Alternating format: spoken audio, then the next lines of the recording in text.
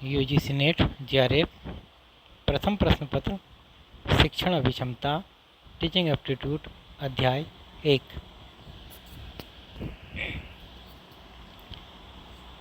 शिक्षा के प्रमुख लक्ष्य और उद्देश्य। नई शिक्षा नीति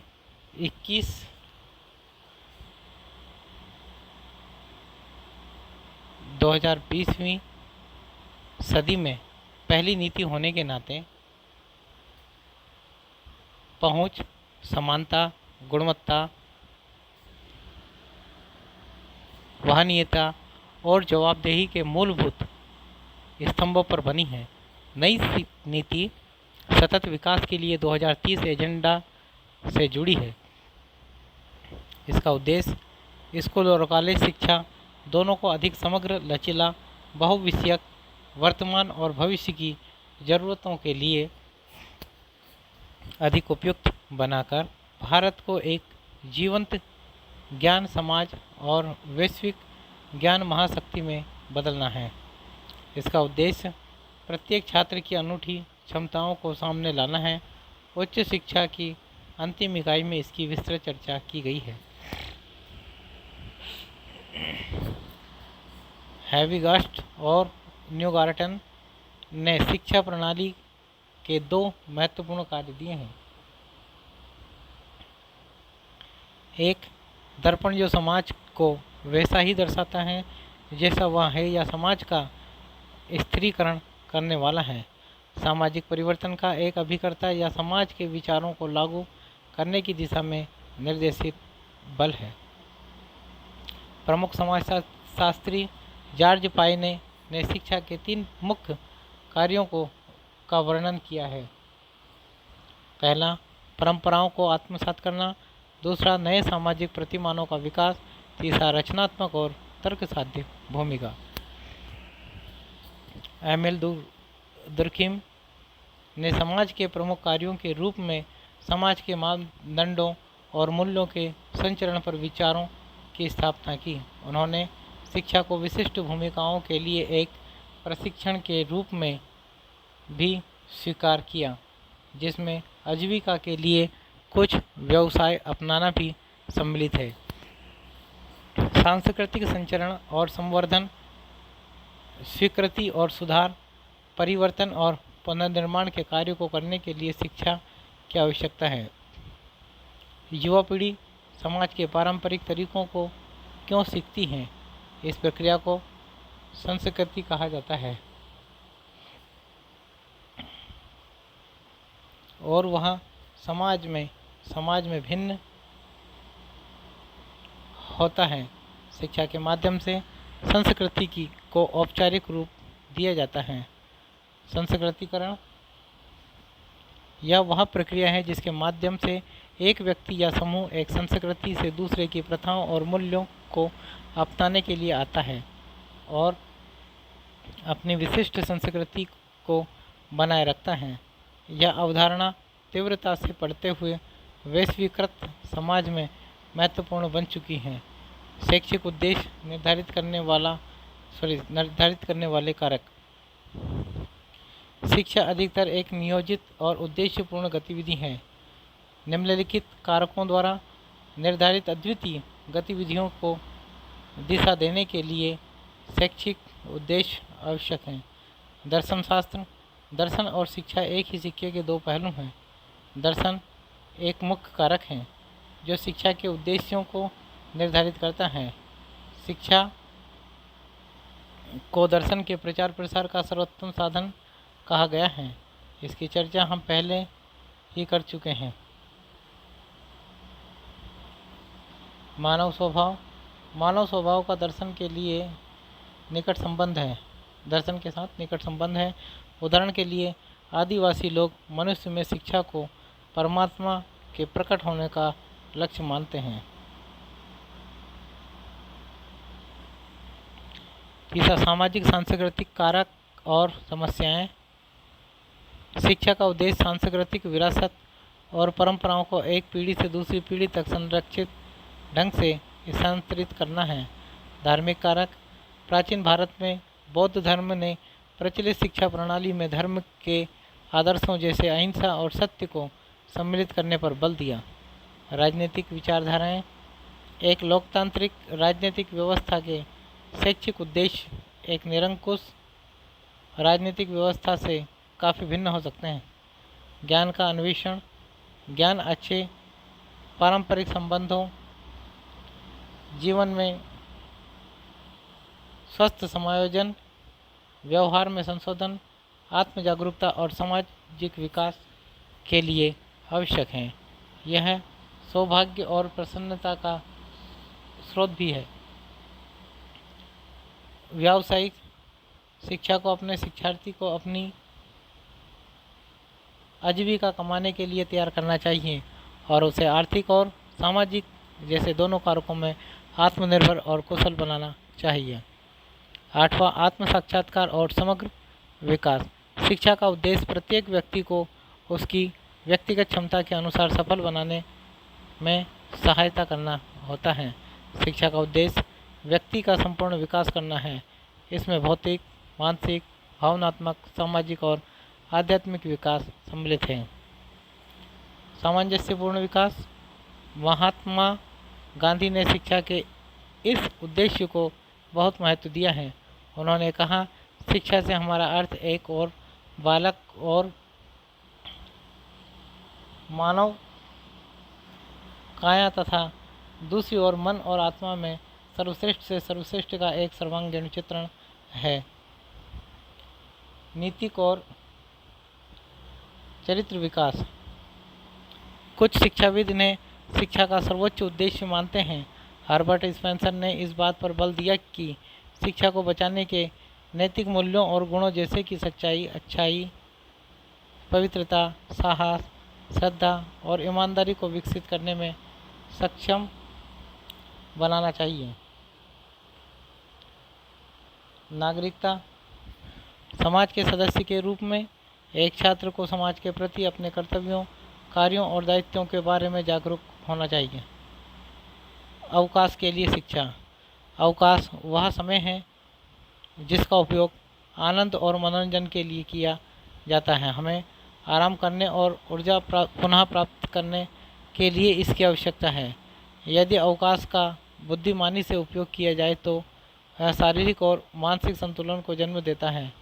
खाली समय के लाभकारी उपयोग के माध्यम से कलात्मक, नैतिक और सौंदर्य विकास को प्रेरित किया जा सकता है। भारतीय संदर्भ में शिक्षा के कुछ विशिष्ट उद्देश्य। जब भारत ने स्वतंत्रता प्राप्त की तो हमारा उद्देश्य सामाजिक, आर्थिक, राजनीतिक आदि आवश्यकताओं को पूरा करने के लिए शैक्षिक प्रणाली की पुनर्संरचना और पुनर्गठन की आवश्यकता थी। तत्स्वरूप भारत में शिक्षा के लक्ष्य और उद्देश्यों को निर्धारित करने के लिए विभिन्न समितियों और आयोगों की नियुक्ति की गई। शिक्षण की अवधारणा। Concept of teaching. प्राचीन शिक्षण का मुख्य उद्देश्य अधिगम है। एनटीए यूजीसी नेट पाठ्यक्रम के अनुसार हमारा वर्तमान ध्यान शिक्षण की अवधारणा को आत्मसात करने पर है। अधिगम के लिए हम जिन अनुभवों का सहारा लेते हैं वे भिन्न भिन्न रूप में ले सकते हैं, जिन्हें अधिगम के अधिक अवधारणा के अधीन समझाया गया है। ये शब्द शिक्षक होने के अर्थ के पूरे विचार को दर्शाते हैं। किसी राष्ट्र की प्रगति और समृद्धि उसके मानव संसाधनों के विकास पर निर्भर करती है। इसके लिए हमें अत्यधिक सक्षम शिक्षकों की आवश्यकता है। शिक्षण योग्यता उन सभी उम्मीदवारों का मूल्यांकन करने के बारे में है जो अपने ज्ञान और कौशल के आधार पर शिक्षण पेशे में प्रवेश करना चाहते हैं। यह एक सफल शिक्षक बनने के लिए आवश्यक बुनियादी गुणों को संदर्भित करता है। इसमें योग्यता, बुद्धि, दृष्टिकोण और एक सफल शिक्षक बनने की इच्छा रखने वाले व्यक्ति से अपेक्षित कई अन्य गुण सम्मिलित हैं। शिक्षण को निम्नलिखित ढंगों से भी परिभाषित किया जा सकता है। शिक्षण का मुख्य कार्य अधिगम की प्रक्रिया को उद्देश्यपूर्ण दिशा देना और उसका सही प्रबंधन है। शिक्षण छात्रों को शिक्षकों द्वारा प्रदान किए गए अनुभवों में संलग्नता के माध्यम से अपेक्षाकृत स्थायी परिवर्तन उत्पन्न करने के अवसर प्रदान करने की एक प्रक्रिया है। शिक्षण ज्ञान, अनुभव और वैज्ञानिक सिद्धांतों का एक कुशल अनुप्रयोग है जिसका उद्देश्य अधिगम की सुविधा के लिए एक वातावरण स्थापित करना है। शिक्षण एक नियोजित गतिविधि है और प्रभावी शिक्षण निम्नलिखित कारकों पर निर्भर करता है। विद्यार्थी कितने स्पष्ट रूप से समझते हैं कि उनसे क्या सीखने की अपेक्षा की जाती है। उनके अधिगम की प्रक्रिया का कितनी सटीकता से मापन किया जा सकता है। शिक्षण एक ऐसी प्रक्रिया है जिसमें कुछ पूर्व निर्धारित लक्ष्यों को प्राप्त करने के लिए शिक्षार्थी, शिक्षक और अन्य चरों की व्यवस्थित तरीके से आयोजित किया जाता है। शिक्षण एक ऐसी गतिविधि है जो एक बच्चे को सीखने और वांछित ज्ञान और कौशल प्राप्त करने और समाज में उनके जीवन जीने के वांछित ढंगों को प्रभावित करती है। शिक्षण की प्रकृति और विशेषताएं। Nature and characteristic of teaching. हम शिक्षण की कुछ परिभाषाओं और महत्वपूर्ण पहलुओं की चर्चा पहले भी कर चुके हैं। नेट परीक्षा में शिक्षण की विशेषताओं पर आधारित 1-2 प्रश्न पूछे जाने की संभावना बनी रहती है। पहला, शिक्षण मूलतः एक बौद्धिक गतिविधि है। दूसरा, शिक्षण के 2 मूलभूत प्रतिरूप हैं, प्रशिक्षक केंद्रित एवं शिक्षार्थी केंद्रित। शिक्षण के विभिन्न स्तर हैं। शिक्षण पाठ्यचर्या एवं पाठ्यक्रम के अनुसार होता है। शिक्षण का वातावरण गतिशील होता है। शिक्षण अधिगम अनुदेश प्रशिक्षण का परस्पर घनिष्ठ संबंध है। शिक्षण एक समव्यवसाय या वृत्ति है। शिक्षण कौशल प्राप्त करने के लिए एक लंबी अवधि का अध्ययन और प्रशिक्षण आवश्यक है। शिक्षण विज्ञान के साथ साथ कला भी है। उपरोक्त विशेषताओं का विस्तृत वर्णन आज्ञा में अनुच्छेदों में किया गया है। बौद्धिक गतिविधि, इंटेलेक्चुअल एक्टिविटी। बौद्धिक गतिविधि में शिक्षण अनिवार्य रूप से एक बौद्धिक गतिविधि है। शिक्षण बौद्धिक विकास की मनोवैज्ञानिक प्रक्रिया है। शिक्षण की सभी गतिविधियाँ शिक्षण उद्देश्यों की स्थापना, पाठ्यक्रम विकसित करना, शिक्षण प्रविधि, मूल्यांकन इत्यादि का उद्देश्य बौद्धिक विकास है। इसी बात को ध्यान में रखते हुए शिक्षण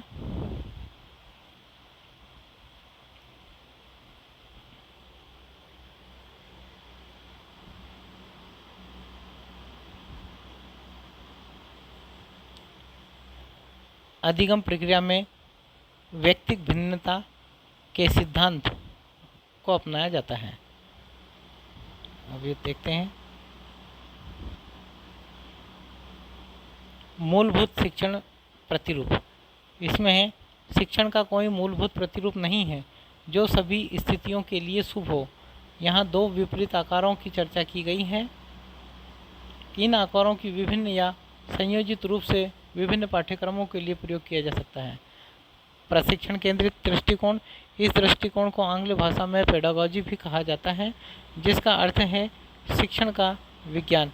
शिक्षा शास्त्र एक पारंपरिक दृष्टिकोण है।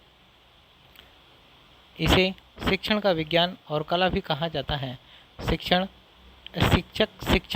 के प्रमुख पहलुओं जैसे कि अधिगम प्रक्रिया, शिक्षण गति, अध्ययन सामग्री, शिक्षण प्रविधि को तय करने में प्राथमिक भूमिका ग्रहण करता है।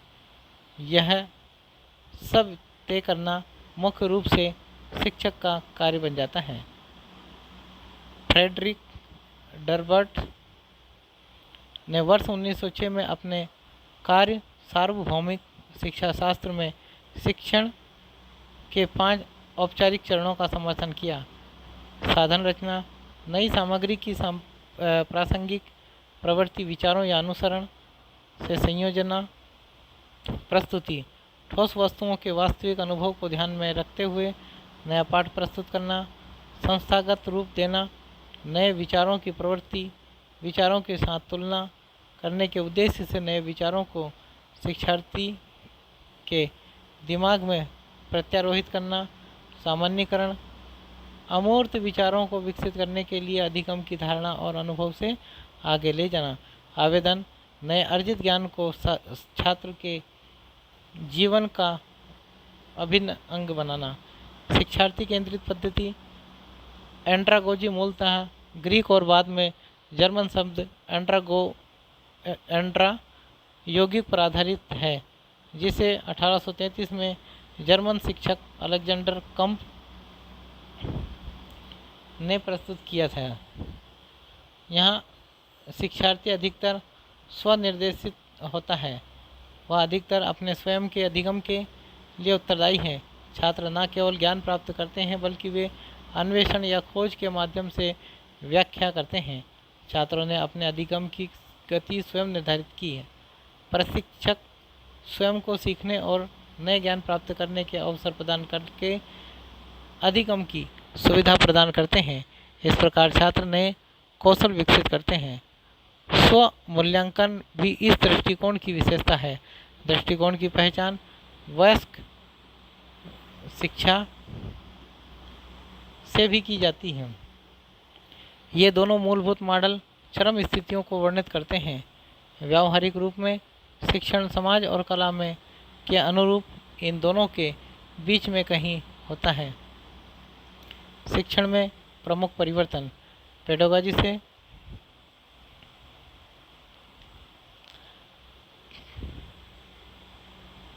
और अंडरगोगी पद्धति से। पेडागोजी से शिक्षक केंद्रित निश्चित रचना,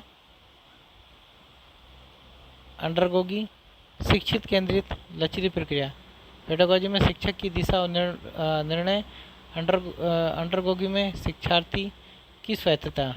पेडागोजी शिक्षक का मार्गदर्शन और अधिगम की निगरानी, और अंडरगोगी शिक्षक की सुविधा, अधिगम के लिए समर्थन और प्रोत्साहन। पेडागोजी अधिगम में निष्क्रिय अभिनंदन, अंडरगोगी में अधिगम में सक्रिय भागीदारी।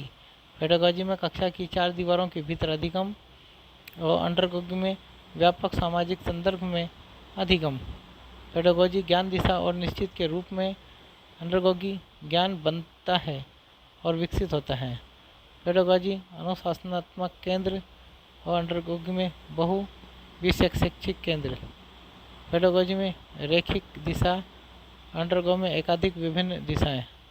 पेडागोजी में इसका आकलन संकुचित है और अंडरगोगी में इसका आकलन विविध और निरंतर है।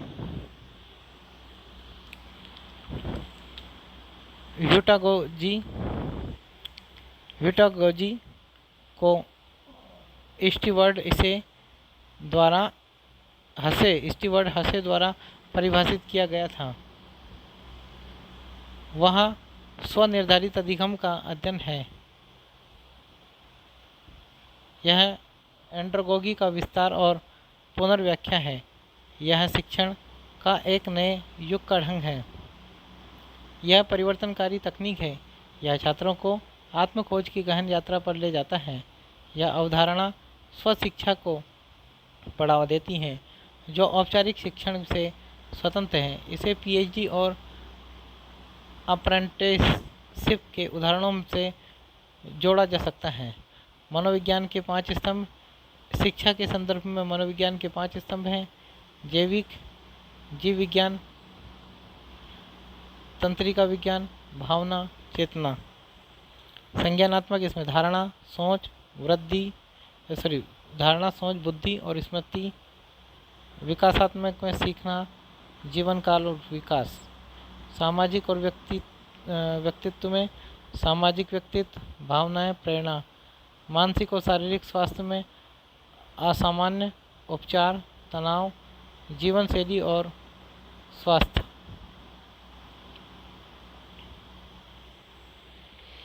शिक्षक के लिए यह आवश्यक है कि कक्षा के पर्यावरण को यथासंभव प्रेरणात्मक बनाए। शिक्षण प्रविधियों जैसे कि मस्तिष्क झंझावाती प्रविधि, जिसका वर्णन बाद में किया गया है, इत्यादि का उपयोग भी बौद्धिक विकास के उद्देश्य को ध्यान में रखकर किया जाता है। शिक्षक शिक्षार्थियों के व्यवहार में वांछित परिवर्तन लाने के लिए वांछित कार्यों की उपयुक्त योजना विकसित करता है। शिक्षण अधिगम प्रक्रिया में छात्र अनिर्मित उत्पादक सामग्री की तरह होते हैं।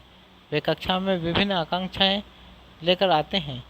शिक्षक इनको उनको सभ्य नागरिक के रूप में डालता है ताकि उनके सफल भविष्य का निर्माण हो सके।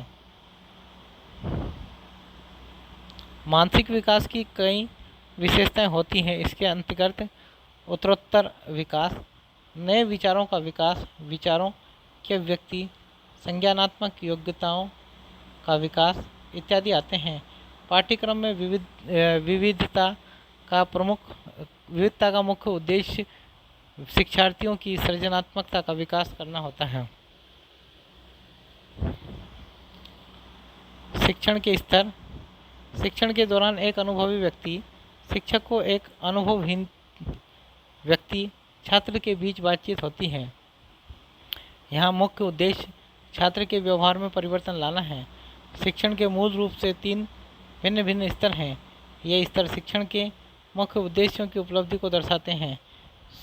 स्वायत्त विकासात्मक चरण के बाद के चरण में संकलित किया गया था, लेकिन सबसे मूलभूत होने के कारण इसकी चर्चा पहले की गई है। मॉरिस एल बिग्गी ने एक आरेख 1976 में सबसे अधिक विचारशील और कम विचारशील का सुझाव दिया। स्वायत्त विकास स्तर। स्वायत्त विकास का स्तर छात्र केंद्रित है। यहाँ शिक्षक के कार्य सकारात्मक की तुलना में नकारात्मक भी हो सकता है। यहाँ बालक पर कोई भी विचार प्रबलता से थोपना नहीं होता है। अधिगम छात्र की अपनी भावनाओं और निर्णय पर निर्भर है। यहाँ किसी औपचारिक शिक्षा की कोई आवश्यकता नहीं है। उदाहरण के लिए कुछ छात्रों को भगवान का उपहार कहा जाता है। पाठ्यक्रम में वर्णित 3 प्रमुख स्तरों की सूची स्तंभ के आकार के चित्र 1.1 में दिखाया गया है। उन्हें विस्तार से समझाया गया है। चिंतन स्तर, जिसमें सर्वाधिक विचारशील, अवबोध स्तर, विचारशील, स्मृति स्तर, न्यूनतम विचारशील और स्वायत्त विकास स्तर। शिक्षण का स्मृति स्तर। हार्वर्ड शिक्षण के स्मृति स्तर के मुख्य प्रस्तावक हैं। स्मृति स्तर औपचारिक शिक्षण का प्रारंभिक चरण है। स्मृति स्तर तथ्यों को कंठस्थ करने की प्रवृत्ति को प्रेरित करता है। स्मरण शक्ति का अच्छा होना आवश्यक है, क्योंकि इससे अधिगम में तीव्रता, प्रतिधारण की स्थिरता, स्मरण करने में तीव्रता और केवल वांछनीय सामग्री को सचेत स्तर पर लाने की क्षमता सम्मिलित है। यहाँ शिक्षण अधिगम प्रक्रिया एक उत्तेजना प्रतिक्रिया के रूप में है। स्मृति स्तर पर शिक्षण और अधिगम मूल रूप से हमारी स्मृति में तथ्यात्मक सामग्री देने के बारे में है। मूल्यांकन प्रणाली में मुख्य रूप से मौखिक, लिखित और निबंध प्रकार की परीक्षा सम्मिलित हैं। MLT के 3 महत्वपूर्ण पहलू निम्न रूप में दिए गए हैं: सामग्री का अधिगम, लर्निंग, सामग्री का प्रतिधारण, रिटेंशन, आवश्यकता पड़ने पर सामग्री का पुनरुत्पादन, रिप्रोडक्शन। शिक्षण की स्मृति स्तर के उद्देश्य। मुख्य उद्देश्य शिक्षार्थी को ज्ञान और सूचना प्रदान करना है। यह तथ्यात्मक ज्ञान प्राप्त करने में सहायक होता है। इसमें ब्लूम के वर्गीकरण के ज्ञान आधारित उद्देश्यों को भी सम्मिलित किया गया है। हाँ, शिक्षण मुख्य रूप से विषय केंद्रित है। छात्रों को याद रखने वाली वस्तुएं सरलता से दिखाई जा सकती हैं, इसलिए विषय सामग्री को सुव्यवस्थित रखना आवश्यक हो जाता है। शिक्षण विधि या प्रणाली। शिक्षण विषय केंद्रित है। इसमें ड्रिल, समीक्षा, संशोधन, प्रश्न पूछना आदि शिक्षण विधियों का उपयोग किया जाता है। इसमें दोहराव का अभ्यास करने में दक्षता प्राप्त की जा सकती है। इसकी सहायता से नए अनुभव से भी जुड़ा जा सकता है। प्रश्न तकनीक का उपयोग यह जांचने के लिए किया जाता है कि शिक्षण के ज्ञान स्तर के उद्देश्यों को प्राप्त किया गया है या नहीं। शिक्षक को स्टेज सेंटर, संसाधन प्रबंधन और मूल्यांकनकर्ता की भूमिका भी निभानी पड़ती है। शिक्षार्थी की भूमिका निष्क्रिय होती है क्योंकि विषय सामग्री, शिक्षण तकनीक और शिक्षण पद्धतियाँ शिक्षक द्वारा तय की जाती हैं। यहाँ शिक्षण उपकरण के रूप में शिक्षण सहायक सामग्री जैसे कि दृश्य यंत्र, श्रव्य यंत्र, दृश्य श्रव्य सहायक मॉडल, चार्ट, मानचित्र, चित्र, टीवी, रेडियो आदि का उपयोग किया जाता है, जिससे शिक्षार्थियों में अधिगम प्रक्रिया के प्रति जिज्ञासा की भावना उत्पन्न होती है। छात्रों को श्रेष्ठतर रूप में सीखने के लिए आंतरिक भावना का होना आवश्यक है। शिक्षण के इस स्तर पर प्रेरणा की प्रकृति काफ़ी सीमा तक बाहरी होती है।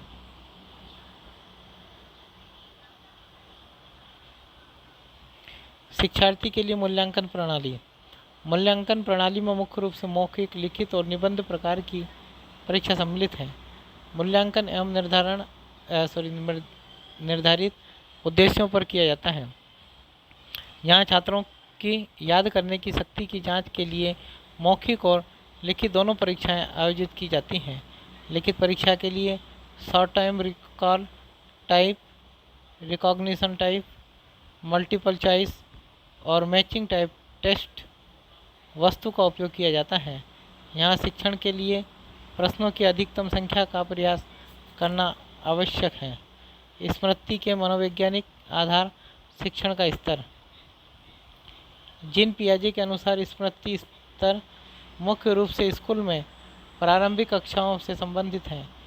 यह संज्ञानात्मक विकास के पूर्व संचालन स्तर पर आधारित है। यह अमूर्त अवधारणाओं पर कार्य न करके अपने मानसिक विकास के अनुसार वास्तविक अर्थ और प्रकृति का विश्लेषण किए बिना सरल अवधारणाओं की आसानी से सीख सकते हैं।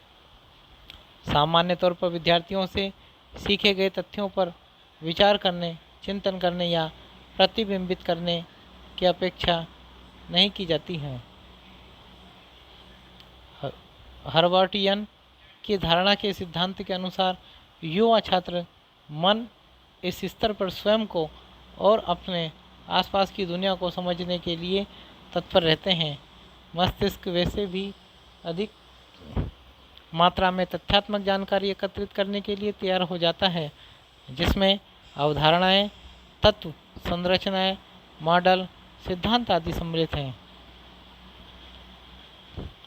पावलोव और स्किनर ने अनुबंधन, अनुकूलित या कंडीशनिंग सिद्धांत की अवधारणा को रेखांकित किया है।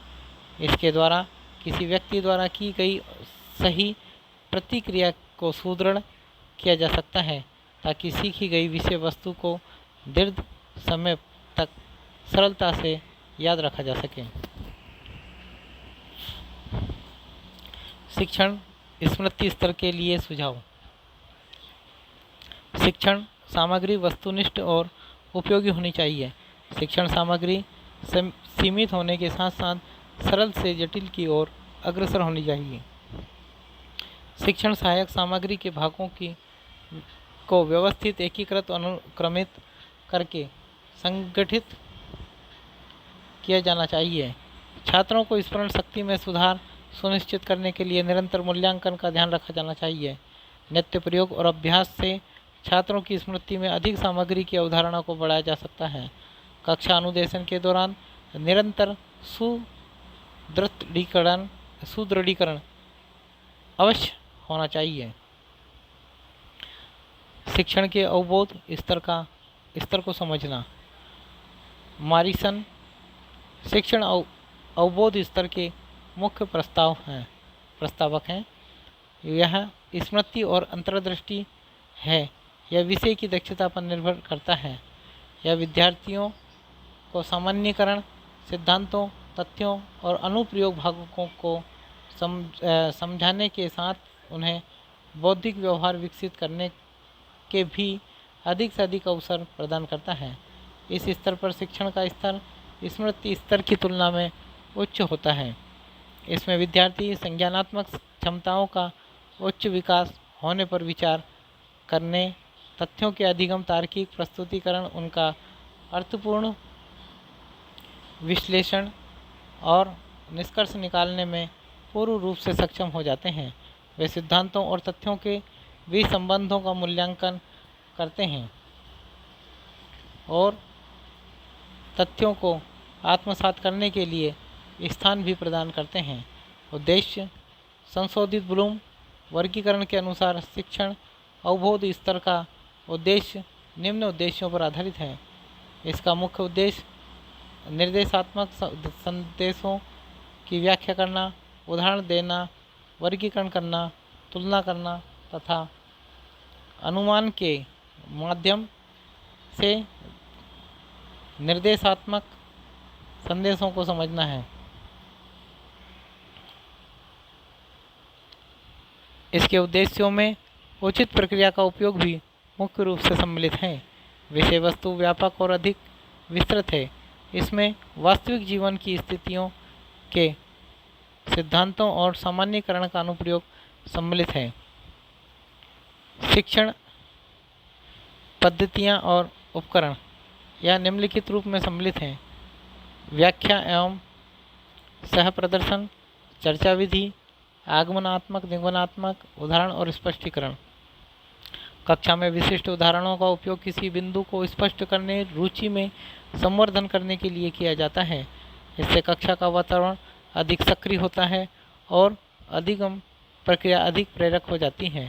शिक्षक के अवबोध स्तर पर अभिप्रेरणा बाह्य होने के साथ साथ आंतरिक प्रवृत्ति भी होती है।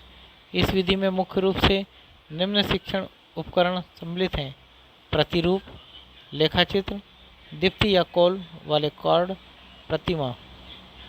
शिक्षार्थी शिक्षण सहायक सामग्री की सहायता से अवधारणाओं को अधिक सरलता से समझ सकते हैं। शिक्षक को छात्रों की आवश्यकता और स्तर के अनुसार सही सहायता और उपकरण का उपयोग करना चाहिए।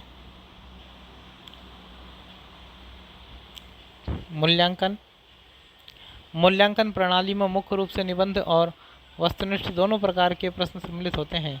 अवबोध स्तर का अधिक व्यापक मूल्यांकन करने में तथा परीक्षणों और उपकरणों के लिए उचित योजना की आवश्यकता होती है। नियोजित परीक्षण छात्र को समझने, विश्लेषण करने, संश्लेषित करने और भेदभाव करने की क्षमता का मूल्यांकन करते हैं। इसके साथ ही मौखिक और लिखित परीक्षणों का उपयोग करने इन क्षमताओं की जांच की जा सकती है और इसमें व्यावहारिक ज्ञान के परीक्षण के लिए कुछ कार्यक्षेत्र भी सम्मिलित होने चाहिए। शिक्षक और शिक्षार्थी की भूमिका। शिक्षक एक महत्वपूर्ण भूमिका निभाता है। यह शिक्षण सामग्री प्रस्तुत करता है और उनमें रुचि उत्पन्न करता है। विषय वस्तु के प्रस्तुतिकरण का क्रम, निर्देश का तरीका और मूल्यांकन में प्रयुक्त विधियाँ शिक्षक के पास रहती हैं। शिक्षार्थियों की भूमिका अधिक सक्रिय होती है और इन्हें इस स्तर पर कड़ा परिश्रम करना पड़ता है। इस स्तर के प्रतिभागी माध्यमिक शिक्षार्थी हैं। यह सारी रूपरेखा शिक्षक द्वारा ही निर्धारित की जाती है। शिक्षक का चिंतन स्तर। हंट इस स्तर का मुख्य प्रस्तावक है। यह स्तर शिक्षण का उच्चतम और सबसे व्यावहारिक स्तर है। समाज अपेक्षा करता है कि एक व्यक्ति पूरे परिदृश्य को समझने और अपने ज्ञान को लागू करने में सक्षम होना चाहिए। इसे आत्मनिरीक्षण स्तर भी कहा जाता है। इसका अर्थ किसी चीज़ के बारे में गहराई से विचार करना भी है। यह अत्यधिक विचारशील और उपयोगी है। छात्र प्राथमिक स्थान पर हैं और शिक्षक माध्यमिक स्थान ग्रहण करते हैं। एक शिक्षार्थी इस स्तर को स्मृति स्तर और बुद्धि स्तर के लाभ के बाद ही प्राप्त कर सकता है। चिंतनशील स्तर शिक्षार्थियों को जीवन में वास्तविक समस्या संबंधी स्थितियों को हल करने के लिए प्रयोग करता है। इस स्तर पर छात्र को वास्तविक समस्या की स्थिति का सामना करना पड़ता है। कक्षा का वातावरण पर्याप्त रूप से मुक्त और स्वतंत्र होना चाहिए। यहाँ समस्या की पहचान की जाती है, इसे परिभाषित किया जाता है और फिर समाधान ढूंढा जाता है। इस स्तर पर शिक्षार्थी की मौलिक सोच और क्षमताओं का विकास होता है। शिक्षक को लोकतांत्रिक होना चाहिए। ज्ञान को छात्रों पर लागू नहीं किया जाना चाहिए। छात्र सक्रिय हो जाते हैं, उन्हें नवीन और कल्पनाशील बनने की आवश्यकता होती है। मूल्यांकन के लिए निबंध प्रकार की परीक्षा का उपयोग किया जाता है। दृष्टिकोण, विश्वास और भागीदारी का मूल्यांकन भी किया जाता है। चिंतन स्तर, शिक्षण के गुण। इस स्तर पर शिक्षण झुकाव शिक्षार्थी पर अधिक केंद्रित है। इस स्तर पर शिक्षक और शिक्षार्थी के बीच अधिक अंतःक्रिया होती है। शिक्षण का यह स्तर उच्च वर्ग के लिए उपयुक्त है। चिंतन स्तर, शिक्षण के दोष। यह अधिकतर मानसिक रूप से परिपक्व बच्चों के लिए उपयुक्त है। अध्ययन सामग्री न तो संगठित है और न ही पूर्व नियोजित या अव्यवस्थित है। शिक्षक विकास के 4 चरणों को विकासशील, कुशल, निपुण और प्रतिष्ठित के रूप में भी परिभाषित किया गया है। बोस्टन विश्वविद्यालय से जुड़े केविन ए रयान ने शिक्षण के 4 चरणों को काल्पनिक, उत्तरजीविता, महारत और प्रभाव के रूप में सूचीबद्ध किया है। संज्ञान और मेटा संज्ञान या मेटाकॉग्निशन, ये अवधारणाएं चिंतनशील प्रथाओं में से जुड़ी हुई है। संज्ञान एक मानसिक प्रक्रिया है जिसमें स्मृति, ध्यान, भाषा का निर्माण और समझ, तर्क करना, सीखना, समस्या समाधान और निर्णय लेना सम्मिलित है। इसे अक्सर सूचना प्रसंस्करण, ज्ञान को लागू करने और प्राथमिकता को परिवर्तित करने के रूप में जाना जाता है। मेटाकॉग्निशन संज्ञान का ही एक प्रकार है। यह स्वयं को विचार प्रक्रियाओं के बारे में जागरूकता और समझ होती है। इसको किसी व्यक्ति के अपने स्वयं के संज्ञान के बारे में ज्ञान के वैज्ञानिक अध्ययन के रूप में परिभाषित किया गया है। यह मूल रूप से आवेदन का ही भाग है।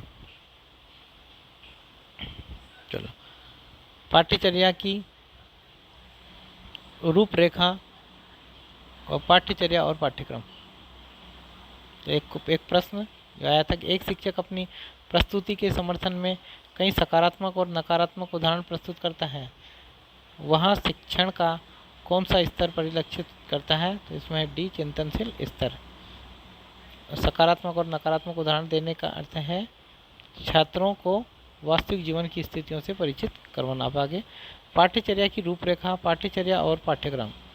वर्ष 1976 तक भारतीय संविधान ने राज्य सरकारों को पाठ्यक्रम सहित शिक्षा से संबंधित सभी मामलों पर निर्णय लेने की अनुमति दी थी। वर्ष 1976 में 42वें संविधान संशोधन के बाद केंद्र केवल नीतिगत मुद्दों पर राज्यों को मार्गदर्शन प्रदान कर सकता है। राष्ट्रीय शिक्षा नीति 1968 की पालना करते हुए राष्ट्रीय शिक्षा अनुसंधान और प्रशिक्षण परिषद NCERT ने वर्ष 1975 में राष्ट्रीय पाठ्यचर्या रूपरेखा नेशनल करिकुलम फ्रेमवर्क NCF की स्थापना की। वर्ष 1976 में शिक्षा को समवर्ती सूची में सम्मिलित करने के लिए संविधान में संशोधन किया गया है था। वर्ष 1986 में पहली बार पूरे देश में शिक्षा पर एक राष्ट्रीय नीति NPE 1986 थी, जो NCF को आधुनिक साधन के रूप में परिकल्पित करती है। सामान्य बुनियादी मूल्यों और शिक्षा के तुलनीय मानकों को सुनिश्चित करते हुए भारत की भौगोलिक और सांस्कृतिक विविधता का जवाब देने की क्षमता को ध्यान में रखते हुए तथा शिक्षा को ध्यान में रखते हुए एनपीई 1986 ने एक प्रासंगिक, लचीले और शिक्षार्थी केंद्रित पाठ्यक्रम का पर जोर दिया। एनसीएफ को बाद में वर्ष 1988, 2000 और 2005 में संशोधित किया गया था।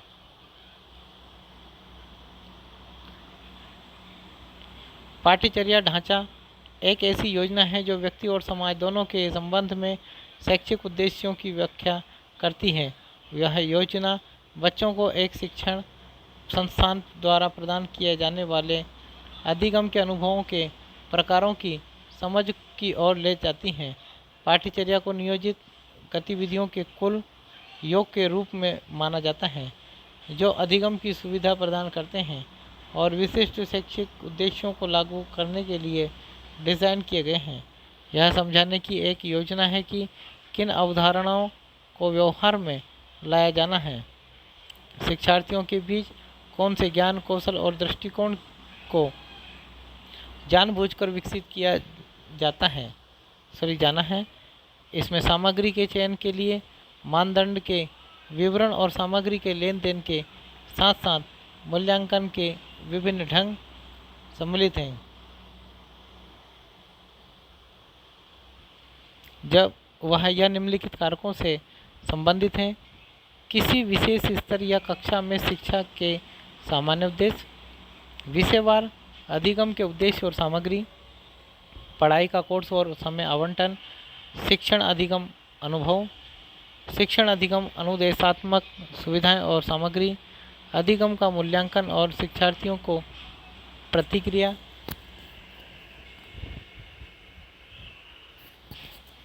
पाठ्यक्रम एक लेख्य पत्र डॉक्यूमेंट है जो विषयों की सामग्री और कौशल, ज्ञान और दृष्टिकोण का विवरण देता है। पाठ्यक्रम कवर किए जाने वाले विषयों की एक वर्णनात्मक सूची और उनकी सामग्री का सारांश है। यह वर्णन और अधिक सारांशित करता है छात्रों को क्या पढ़ाया जाना चाहिए। इस प्रकार यह हमें अनुसूची, मूल्यांकन, सुपुर्द, नियत कार्य, प्रोजेक्ट और परीक्षा आदि की आवश्यक जानकारी देता है। पाठ्यक्रम और पाठ्यचर्या के बीच मुख्य अंतर: पाठ्यक्रम को विशेष विषय में पढ़ाए जाने वाले विषयों के सारांश के रूप में वर्णित किया गया है। पाठ्यचर्या एक शैक्षिक प्रणाली का पाठ्यक्रम में सिखाई जाने वाली समग्र सामग्री को संदर्भित करता है। पाठ्यचर्या पाठ्यक्रम की तुलना में एक व्यापक दायरा है। पाठ्यक्रम प्रक्रिया में वर्णनात्मक है लेकिन पाठ्यचर्या निर्देशात्मक है। पाठ्यक्रम शिक्षक से अधिक में भिन्न होता है जबकि पाठ्यचर्या सभी शिक्षकों के लिए समान होता है। माध्यमिक या तृतीयक शिक्षा में पाठ्यक्रम की शुरुआत में शिक्षार्थियों के लिए पाठ्यक्रम सुलभ है। वे इसे अपने अध्ययन के लिए एक मार्गदर्शक के रूप में उपयोग कर सकते हैं। दूसरी ओर शिक्षार्थियों को पाठ्यचर्या तब तक उपलब्ध नहीं कराई जाती जब तक कि वे विशेष रूप से इसके लिए नहीं कहते हैं।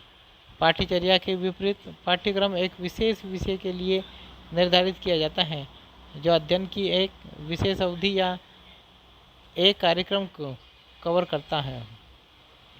पाठ्यक्रम अधिकतर शिक्षकों द्वारा तैयार किया जाता है। इसके विपरीत पाठ्यचर्या सरकार, स्कूल या कॉलेज प्रशासन द्वारा तय किया जाता है। एक पाठ्यक्रम की अवधि केवल 1 वर्ष के लिए होती है लेकिन पाठ्यचर्या अवधि के पूरा होने तक रहती है।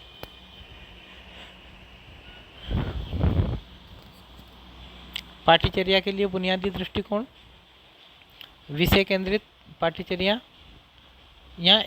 यह माना जाता है कि सार्वभौमिक और उद्देश्य ज्ञान सीधे उन लोगों से प्रेषित किया जा सकता है जिन्होंने ज्ञान प्राप्त नहीं किया है। व्याख्यान छात्रों को विषय ज्ञान का संचार करने के लिए सबसे अधिक उपयोग किया जाने वाला ढंग है। छात्र सामान्य तौर पर शिक्षक या पाठ्य पुस्तक द्वारा प्रदान की गई विषय सामग्री को याद करते हैं। परीक्षाएं छात्रों के सामग्री ज्ञान का परीक्षण करती हैं। व्यवहारवादी पाठ्यचर्या।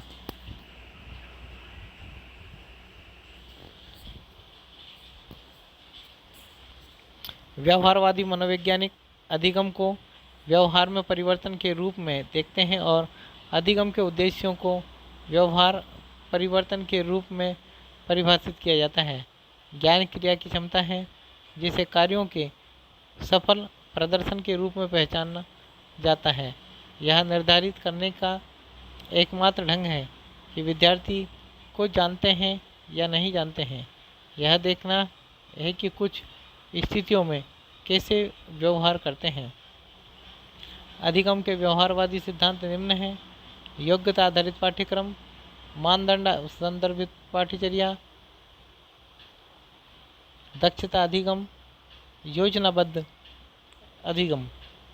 योग्यता आधारित पाठ्यचर्या में टर्मिनल दक्षताओं को व्यवहारिक शब्दों में परिभाषित किया गया है, फिर इन्हें उप दक्षताओं में उपनिरूपित किया जाता है। योग्यता आधारित पाठ्यचर्या अधिगम का न्यूनतम स्तर भारत और कुछ अन्य देशों में विकसित किया गया है। व्यवहारवादी पाठ्यचर्या में शिक्षक पाठ्यचर्या विकासकर्ताओं द्वारा विकसित पाठ्यचर्या को क्रियान्वित करने के लिए सहायक होते हैं और शिक्षक पाठ्यचर्या के साध्य या साधन पर सवाल नहीं उठाते हैं। व्यवहारवादी पाठ्यक्रम शिक्षार्थी के अनुभवों, संदर्भ और संज्ञानात्मक प्रवृत्तियों को ध्यान में नहीं रखता है। शिक्षार्थियों को ज्ञान के निष्क्रिय प्राप्तकर्ता के रूप में माना जाता है और शिक्षकों को ज्ञान के प्रेषक के रूप में माना जाता है।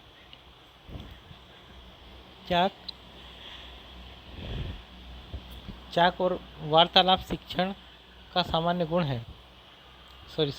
ढंग है। शिक्षार्थी बिना किसी प्रश्न के चुपचाप अपने पाठों को याद करते हैं तथा उनका अध्ययन करते हैं। बचपन को समाज के भीतर वयस्कता की तैयारी के रूप में देखा जाता है और शिक्षा का उद्देश्य ऐसे ज्ञान और कौशल को विकसित करना है जो छात्रों को अपने वयस्क जीवन में समाज की सेवा करने में पूर्ण रूप से सहायक हो।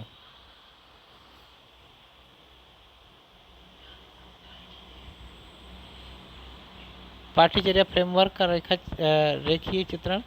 पाठ्यचर्या फ्रेमवर्क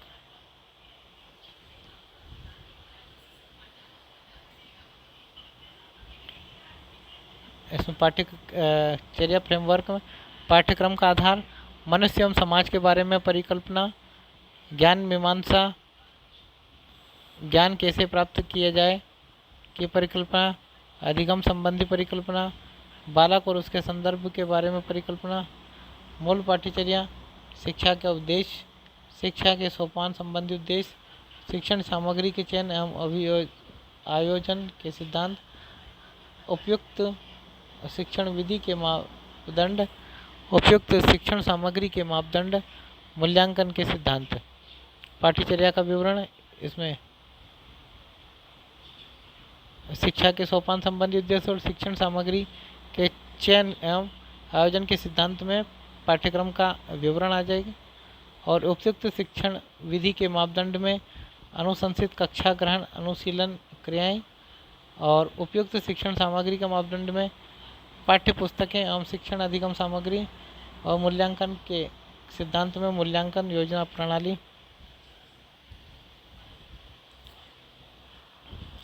शिक्षार्थी केंद्रित पाठ्यचर्या, यहाँ उद्देश्य शिक्षार्थियों के विकास को प्रोत्साहित करना और उनका पोषण करना है और शिक्षकों को शिक्षार्थियों के जन्मजात क्षमताओं पर भरोसा करना चाहिए। अधिगम की रचनावादी दृष्टिकोण से देखा जाता है। अधिगम अधिक प्रभावी होता है जब शिक्षार्थी एक उत्तेजक वातावरण में संलग्न होते हैं, पूछताछ में सम्मिलित होते हैं और पर्यावरण के साथ बातचीत करके में से अपने लिए अर्थ बताते हैं। यहाँ मंत्र है, अंदर क्या हो रहा है और शिक्षार्थी उत्तेजना और प्रतिक्रिया के बीच खड़ा है। पाठ्यचर्या की उपयुक्त अधिगम वातावरण और व्यवस्था करके शिक्षार्थियों को उत्तेजक अनुभवों के साथ संलग्न करना चाहिए। शिक्षक मापदंडों में रुचि रखते हैं, जैसे कि शिक्षार्थी की संज्ञानात्मक संरचनाओं की स्थिति, उसकी अर्थ निर्माण क्षमता और उसकी रचनात्मक भावना। रचनात्मक पाठ्यचर्या निम्नलिखित मान्यताओं पर आधारित है। ज्ञान शिक्षार्थियों द्वारा सक्रिय रूप से निर्मित, आविष्कार, निर्मित या खोजा गया है। यह शिक्षार्थियों द्वारा निष्क्रिय रूप से प्राप्त और संग्रहित नहीं किया जाता है। ज्ञान को अधिक प्रक्रिया से अलग नहीं किया जा सकता है, जो कि पूर्व ज्ञान पर आधारित होती है। शिक्षार्थी लगातार अपनी संज्ञानात्मक संरचनाओं का निर्माण और पुनर्निर्माण कर रहे हैं। अवधारणा निर्माण ठोस से अमूर्त तक धीरे धीरे आगे बढ़ता है। यहाँ शिक्षार्थियों की अधिगम शैली को इस प्रक्रिया को समायोजित करना चाहिए। रचनावादी पाठ्यचर्या में शिक्षक सीखने के वातावरण का प्रदाता और एक सूत्रधार है। अब हम यह जान लें कि पाठ्यक्रम क्या है। पाठ्यक्रम एक दस्तावेज है जिसको अध्ययन या कक्षा अध्ययन की परिभाषित और निर्धारित रूपरेखा माना जा सकता है। गतिशील वातावरण, डायनामिक एनवायरनमेंट। गतिशील वातावरण में शिक्षण एक निरंतर प्रक्रिया है जिसका मूल तत्व संचार है, जो कि स्वयं भी गतिशील है। शिक्षण समय और स्थान के अनुसार बदलता रहता है। शिक्षण को प्रभावित करने वाले राजनीतिक, आर्थिक, मनोवैज्ञानिक, सामाजिक, सांस्कृतिक एवं तकनीकी कारक हो सकते हैं। शिक्षण सभी प्रकार की प्रविधियां, पद्धतियों और संचार माध्यम का उपयोग करता है। इसमें पूछताछ, जांच, उदाहरण आदि जैसे कौशल भी सम्मिलित होते हैं। इस प्रकार के शिक्षण में अन्य दृश्य माध्यम, मानव संपर्क, मुद्रण माध्यम, इलेक्ट्रॉनिक माध्यम आदि का उपयोग भी किया जाता है। शिक्षण में सफलता काफ़ी सीमा तक उपयुक्त प्रविधि और माध्यम के चयन और उपयोग पर निर्भर करती हैं, जो इसको जटिल भी बना देती हैं। शिक्षण वातावरण में मुख्य 3 प्रकार के चर माने जाते हैं, जो एक दूसरे को प्रभावित करते हैं और एक दूसरे से प्रभावित होते हैं। स्वतंत्र चर, शिक्षण प्रक्रिया में शिक्षक स्वतंत्र चर के रूप में कार्य करता है। वह छात्रों को यथासंभव पूर्ण अधिगम अनुभव प्रदान करने के लिए विभिन्न प्रकार के कार्यों और गतिविधियों में व्यस्त रहता है। आश्रित चर, इसमें छात्र आश्रित चर माना जाता है। यह अपने शिक्षक पर निर्भर रहता है। उसको शिक्षण प्रक्रिया में शिक्षक द्वारा निर्धारित सभी क्रियाएं, नियोजन, व्यवस्था और प्रस्तुतिकरण के अनुसार कार्य करना पड़ता है।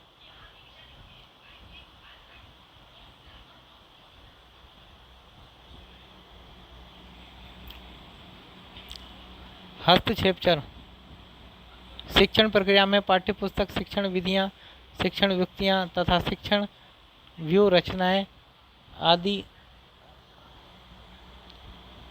हस्तक्षेप या चर के वर्ग में आती हैं। सामाजिक परिवेश में कई और चर भी हस्तक्षेप चर का कार्य करते हैं। यह सभी चर एक दूसरे के पूरक हैं और सम्मिलित होकर शिक्षण प्रक्रिया को पूर्ण बनाते हैं। जैसे एक चिकित्सक सबसे पहले रोगी व्यक्ति का निदान या पहचान करके ही उसका उपचार आरंभ करता है और बाद में समय समय पर उसका अवलोकन करता है, वैसा ही कार्य एक शिक्षक द्वारा किया जाता है। शिक्षण का राजनीतिक वातावरण, शिक्षण प्रक्रिया का वातावरण राजनीतिक व्यवस्था के अनुसार भी होता है। निम्नलिखित अनुच्छेदों में इस बात का संक्षिप्त वर्णन किया गया है।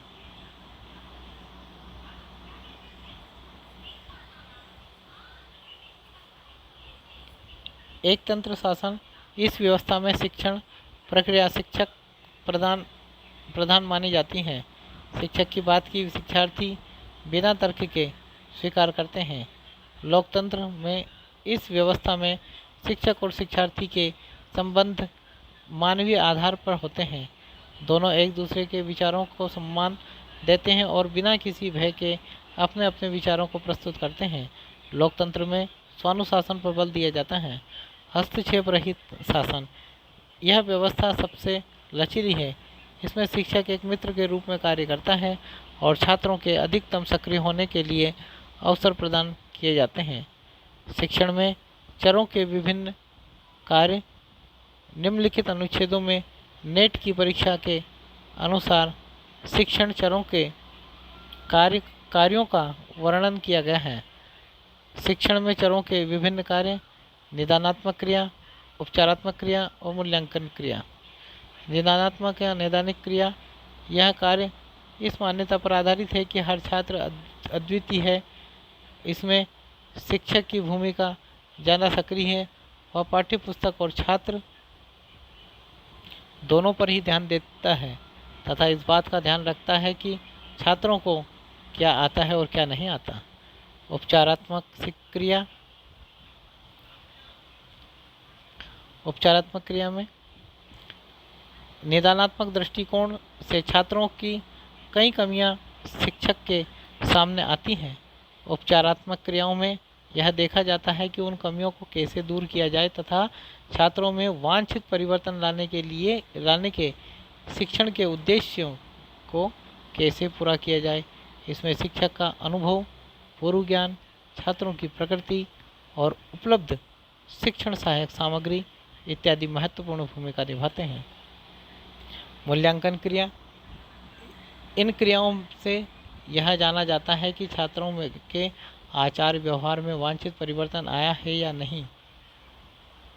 इसको इस अध्याय के बाद मूल्यांकन प्रणाली के अंत को वर्णित किया गया है।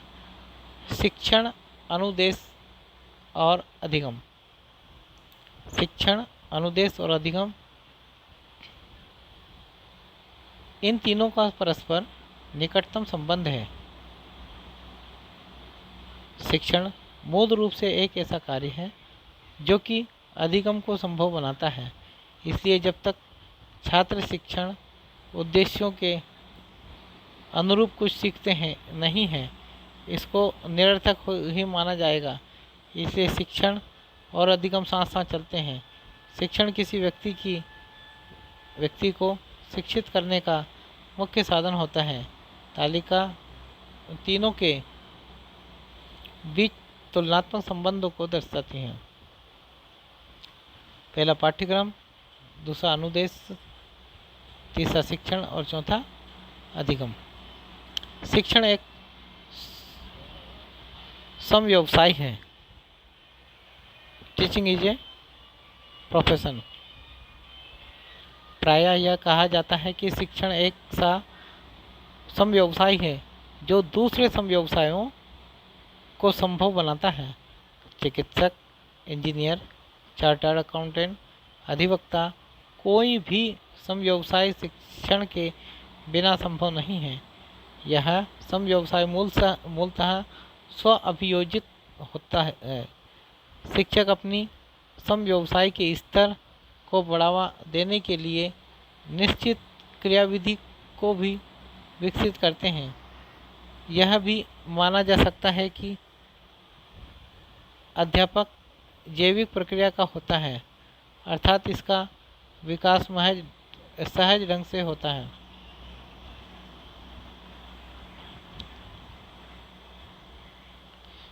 शिक्षण, अनुदेश और अधिगम की तुलना। शिक्षण का मूल विचार ज्ञान के एक से दूसरी पीढ़ी को हस्तांतरण हेतु परस्पर संवादात्मक संबंध स्थापित करना है। अनुदेश में छात्र एवं शिक्षक के बीच पारस्परिक अंतःप्रक्रिया की संभावना नहीं होती है। अधिगम, शिक्षण और अनुदेशन के माध्यम से अधिगम के अनुभव प्रदान होते हैं और उनके व्यवहारों में वांछित परिवर्तन लाया जाता है। शिक्षण में अनुदेश निहित होता है। अनुदेश शिक्षण का एक महत्वपूर्ण घटक होता है, लेकिन इसमें अधिगम निहित नहीं होता। अधिगम अधिगम के लिए शिक्षण एवं अनुदेश सहायक होते हैं परंतु आवश्यक नहीं। शिक्षण से ज्ञानात्मक एवं क्रियात्मक पहलुओं का विकास किया जाता है। अनुदेश से केवल ज्ञानात्मक पहलू का विकास किया जाता है। अधिगम शिक्षण और अनुदेश के प्रभाव का परिणाम है।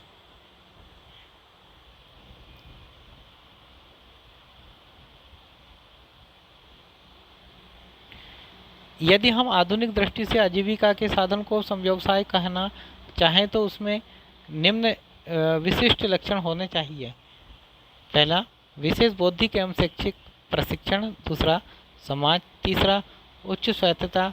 चौथा, विशेष कानूनी अधिकार। पांचवा, व्यवहार का किसी संस्था द्वारा नियमित किया जाना। शिक्षण के संबंध में यह सुनिश्चित करना थोड़ा कठिन है कि इसमें उपरोक्त सभी लक्षण समान रूप से समावेशित हैं। फिर भी समाज में योगदान को देखते हुए शिक्षण का अध्यापन और समव्यवसाय का या वृत्ति कहा जा सकता है। यह भी कहा जाता है कि शिक्षक पैदा होता है, बनाया नहीं जाता। A teacher is born not made। शिक्षण के व्यवसाय में प्रवेश पाने के लिए कई पाठ्यक्रम होते हैं जैसे B.Ed, M.Ed इत्यादि, जो शिक्षण व्यवसाय में एक सफल नींव की स्थापना के लिए ज्ञान और कौशल प्रदान करते हैं। नेट की परीक्षा में इसी श्रेणी में आती है। शिक्षण के क्षेत्र में प्रगति के लिए शिक्षक को अपनी योग्यता में सुधार करते रहना चाहिए। अध्यापक समाज को विकसित करने के लिए उपयोगी हैं। यह माना गया है कि शिक्षा किसी राष्ट्र में परिवर्तन के लाने के लिए शक्तिशाली उपकरण है। अध्यापक वृत्ति में उच्च स्तर की स्वायत्तता होती है।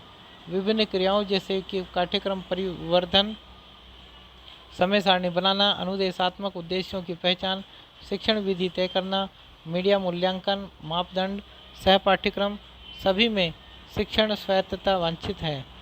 शिक्षण विज्ञान भी है और कला भी।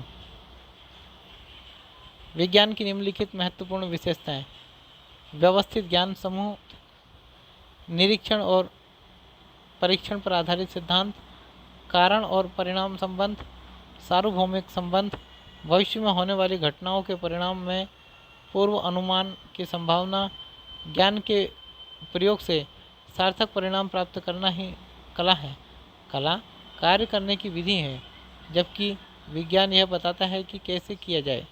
कला कार्य को व्यवहार में लाना है। उदाहरण के लिए भरतनाट्यम नृत्य के सिद्धांत सुनिश्चित हैं, परंतु इसका व्यवहारिक रूप सब कलाकारों के लिए भिन्न भिन्न हो सकता है। यह विज्ञान भी हुआ और कला भी है। विज्ञान व्यवसाय व्यवस्थित ज्ञान पर आधारित है, जो जीवन के सामाजिक, मनोवैज्ञानिक, ऐतिहासिक, राजनीतिक और आर्थिक क्षेत्रों से प्राप्त किया गया है। शैक्षिक समाज के धार्मिक, आध्यात्मिक और नैतिक मूल्यों से भी प्रभावित होता है। शिक्षण तकनीकी में संचार को सरल बनाने के लिए निश्चित अनुदेशों एवं क्रम का पालन किया जाता है। विज्ञान की मान्यताओं के आधार पर एक शिक्षक को प्रशिक्षित किया जा सकता है। शिक्षक के प्रशिक्षण के लिए निश्चित विधियों का अनुसरण किया जाता है। शिक्षण को अधिकतर कला के रूप में ही जाना जाता है, जो कि कक्षा के गतिशील वातावरण में व्यावहारिक रूप लेती है। अर्थात शिक्षण का व्यावहारिक पक्ष कलात्मक है। हम यह जानते हैं कि अधिगम को प्रभावी बनाने के लिए शिक्षार्थियों के बीच व्यक्तिगत मतभेदों को समझना आवश्यक है, ताकि अनुदेशन को इसी के अनुसार व्यवस्थित किया जा सके। शिक्षक को यह कार्य विनम्र ढंग से करना होता है, जिसमें उसका व्यक्तिगत दृष्टिकोण और विवेक सहायक होता है। इस स्थिति में हम शिक्षण की कला को कला भी कहते हैं। संक्षेप में कहें तो शिक्षण सिद्धांत सभी के लिए समान है, परंतु उसको किस प्रकार से व्यवहार में लेकर आना है, यह शिक्षक पर निर्भर करता है। शिक्षण कारक टीचिंग फैक्टर्स: 1. शिक्षक में निम्नलिखित गुण होने चाहिए। पहला, व्यक्तिगत गुण जैसे उत्साह, स्नेह, सहानुभूति, लोकतंत्र, आशावाद, गतिशीलता आदि। दूसरा, व्यावसायिक दक्षताएं जैसे कि विषय पर प्रभावी नियंत्रण, प्रभावी संचार, शिक्षण, निर्देशात्मक सुविधाओं का उचित उपयोग, कक्षा प्रबंधन और छात्रों के अधिगम का मूल्यांकन आदि। प्रशिक्षण के दृष्टिकोण से हम शिक्षण कौशल को 3 व्यापक श्रेणियों में वर्गीकृत करते हैं। पहला, मुख्य शिक्षण कौशल, सभी विषयों के लिए सामान्य। विशिष्ट शिक्षण कौशल, विशिष्ट विषय क्षेत्रों जैसे भाषा, सामाजिक विज्ञान, विज्ञान, गणित आदि के लिए। तीसरा, लक्ष्य समूह विशिष्ट कौशल, असाधारण बच्चों के लिए कक्षा में शिक्षकों द्वारा अपनाए जाने वाले कुछ कारक इस प्रकार हैं। अध्यापक में सीमित अनुभव वाले शिक्षक को ऐसी कक्षाओं में कई समस्याओं का सामना करना पड़ता है। छात्रों को पाठ्यक्रम पढ़ने के लिए प्रेरित करें। व्याख्यान के माध्यम से सूचना प्रसारित करना, नोट्स बनवाएं, निर्देशित करें और आवश्यक जानकारी प्रदान करें। एक व्यावसायिक ढंग से प्रशिक्षित और चिंतनशील सोच वाले शिक्षक का ध्यान निम्न बातों पर अवश्य रहता है। शिक्षण के नए ढंग अपनाना, छात्रों को शिक्षण में सम्मिलित करना, समस्या समाधान के माध्यम से नए विचार उत्पन्न करना, समूह गतिविधियों के माध्यम से शिक्षण करना, सहकारी शिक्षा का पालन करना, संवादात्मक दृष्टिकोण अपनाना। शिक्षण के विभिन्न चरणों में अतिरिक्त अनुभव के साथ शिक्षक शिक्षण की उच्च शैली को समृद्ध करता रहता है। यह उच्च व्यावसायिक गतिविधियों में शिक्षण की वृद्धि का संकेत है। मेटाकोर कौशल और पॉलीक्रस्ट कौशल एक शिक्षक को कक्षा के वातावरण में स्पष्टता, विविधता, कार्य अभिविन्यास, अधिगम के कार्य में संलग्नता पर ध्यान देने की आवश्यकता है। एक शिक्षक जैसे डॉक्टर, पायलट, इंजीनियर या परामर्शदाता के पास शिक्षण कौशल का भंडार होना चाहिए ताकि वह अपने शिक्षण को उचित ढंग से कर सकें। इन्हें मेटाकोर कौशल कहा जाता है। ये व्यावसायिक प्रशिक्षण के दौरान सहायता करते हैं। उप कौशल की अधिक विविधता को पॉलीक्रस्ट कौशल कहा जाता है।